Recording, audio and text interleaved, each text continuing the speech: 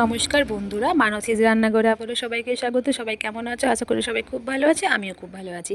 আজকে আমি বানাবো ডিম আলু দিয়ে একটা রেসিপি, ডিম আলু কষা বানাবো। বৃষ্টি হচ্ছে তাই ভাবলাম একটু ডিম কষা আলু দিয়ে ভালো লাগবে খেতে। তো এখানে ডিম আলু কুকারে সিদ্ধ করে নিয়েছি, এরপর আমি সব খোসা ছাড়িয়ে নিয়েছি ডিম আর আলুর। এরপর কড়াইয়ে তেলটাই খুব ভালোভাবে গরম করে হলুদ আর নুন দিয়ে ভালো করে ডিমগুলো আর আলুগুলো ভেজে নেব।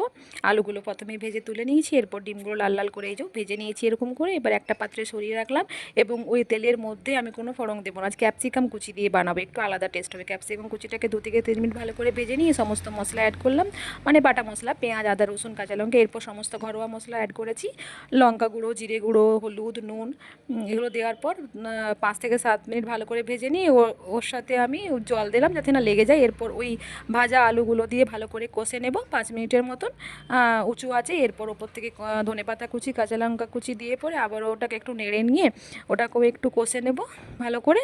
এরপর আমি ওই ভাজা ডিমগুলো এর সাথে অ্যাড করে নেব।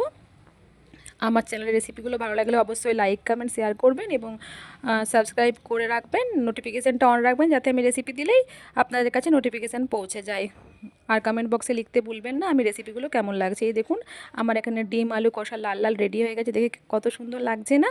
এগুলো ভাত, রুটি, পরোটা সবার সঙ্গে চলবে, রাতে দিনে। এই রেসিপিটা খুব টেস্টি হয়, এরকম করে একবার আপনারা অবশ্যই বাড়িতে বানিয়ে দেখবেন।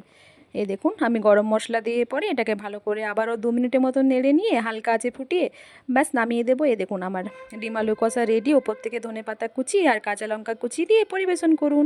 আবার আসবো অন্য একটা রেসিপি নিয়ে, ততক্ষণ পর্যন্ত ভালো থাকবেন, সুস্থ থাকবেন।